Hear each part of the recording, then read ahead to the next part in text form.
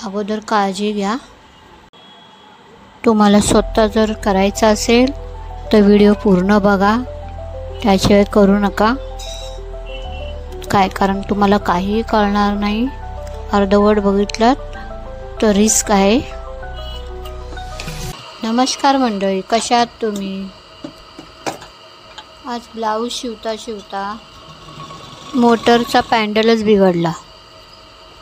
मग काय, नेहमीसारखा स्क्रूड्रायव्हर घेतला, स्क्रू काढले आणि बघितलं काय प्रॉब्लेम झाला आहे काय नाही। ते नेहमीचंच आहे, जेव्हा ब्लाऊज अर्जंट असेल त्यावेळेला काही ना काहीतरी चालूच असतं।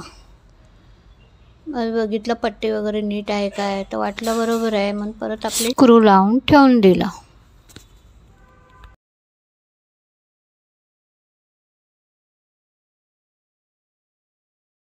परत चालून बघितलं तर परत तसंच होतं, म्हणून मी परत ओपन करून बघितलं। त्यासाठी पहिला प्लग काढून घेतला, कारण शॉक वगैरे लागेल, आणि मग स्क्रू ओपन केले। तुम्हाला स्वतः करायचं असेल तर अगोदर काळजी घ्या, प्लग वगैरे काढून, नंतर हळूहळू ते मागचे स्क्रू लूज करा, थोडे पूर्ण नका करू, नाही तर ते स्क्रू पडतील। स्क्रू पडले तर मिळणार नाही लवकर, आणि ते मिळत पण नाही लवकर। स्क्रू काढून बघितलं तर वरची पट्टी तुटली होती, तिला काढलं, हळूहळू काढले, आणि स्क्रू व्यवस्थित सांभाळून ठेवा, जेणेकरून भेटतील पटकन। आणि मग त्याची वायर आहे, त्याची चिकटपट्टी काढली, ती चिकटपट्टी काढून ती वायर काढून जशी आहे तशीच जॉईन करायची, वरची आणि खालची काहीच करायचं नाही। आपल्याला एवढं काही कळत नाही, त्याच्यामुळे जसं आहे तसंच ठेवायचं।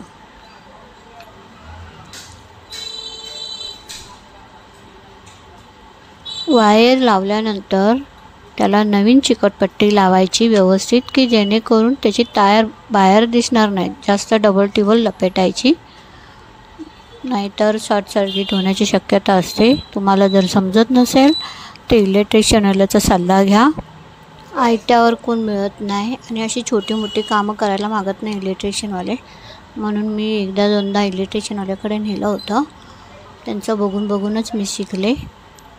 पण मी खूप काळजी घेते, डायरेक्ट हात लावत नाही, मी पूर्णपणे प्लग वगैरे काढून व्यवस्थित चिकटपट्टी वगैरे लावून पूर्णपणे व्यवस्थित बंद करते। नंतर ते पण मी हाताने नाही हे करत, टेस्टरने मी चालू करते, बघते, हात नाही लावत। त्याच्यामुळे तुम्ही पण काळजी घ्या, अगदीच जमत नसेल तर करू नका, जेणेकरून नसती रिस्क घ्यायची नाही।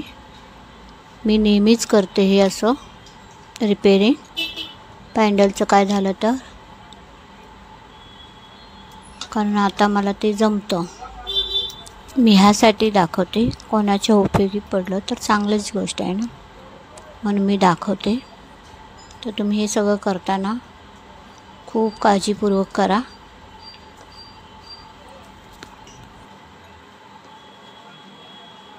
तुम्हाला स्वतः जर करायचं असेल तर व्हिडिओ पूर्ण बघा, त्याशिवाय करू नका।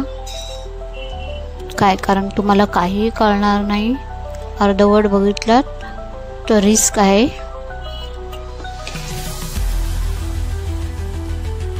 त्यातून तुम्हाला आवडलं असेल तर लाईक, शेअर, बेल आयकॉन बटनवर क्लिक करायला विसरू नका। धन्यवाद।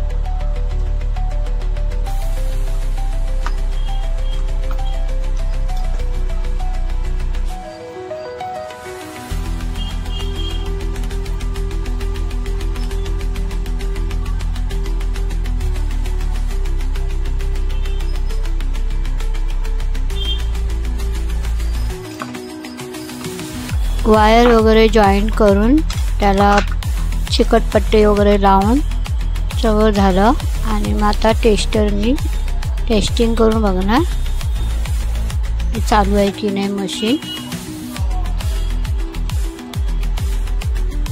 मशीन चालू झाली. परत प्लग काढला आणि मग ते स्क्रू वगैरे लावून घेतले पॅन्डलला.